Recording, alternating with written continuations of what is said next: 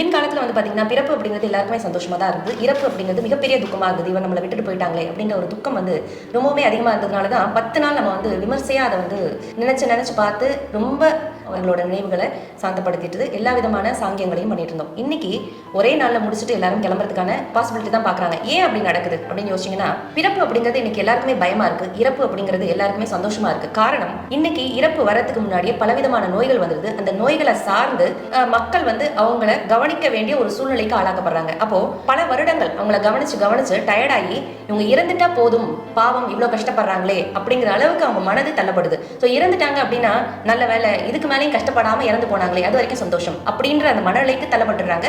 ஒரே நாள்ல எல்லா துக்கத்தையும் முடிச்சுட்டு கிளம்பிடுறாங்க. இதே பிறப்பு அப்படின்னு எடுத்தீங்க அப்படின்னா, சாதாரணமா நடக்க வேண்டிய ஒரு பிறப்பு ஜனனம் அப்படிங்கிறது இன்னைக்கு பல சிக்கல்களுக்கு ஆளாக்கப்பட்டு உடல்ல சேர பலவிதமான கழிவு தேக்கத்தால இந்த PCOD, PCOS, fertility, infertility problem, அதே மாதிரி இர்ரெகுலர் பீரியட்ஸ், இந்த மாதிரி நிறைய தாக்கங்களுக்கு மனது தள்ளப்பட்டு ஏகப்பட்ட நோய்களை உள்வாங்கிறதுனால இங்க இனச்சேர்க்கை அப்படிங்கிறதும் சரி, ஒரு பிறப்பு அப்படிங்கிறதும் சரி ரொம்பவுமே கஷ்டமா இருக்கு. இதுக்கு எல்லா விதமான மெத்தட்ஸ்க்கும் போயிடுறாங்க.